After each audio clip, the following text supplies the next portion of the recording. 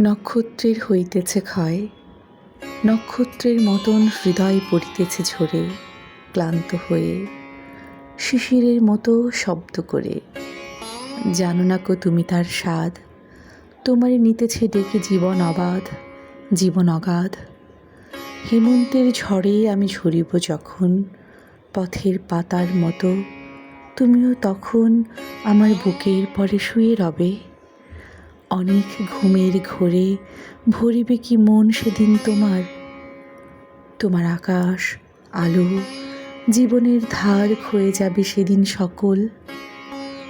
তোমার বুকের পরে সেই রাতে জমেছে যে শিশিরের জল, তুমিও কি চেয়েছিলে শুধু তাই, শুধু তার স্বাদ তোমারে কি শান্তি দেবে?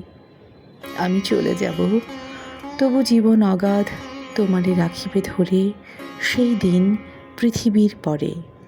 আমার সকল গান তবুও তোমারে লক্ষ্য করে। আজ 22 অক্টোবর জীবনানন্দ দাশের প্রয়াণ দিবস।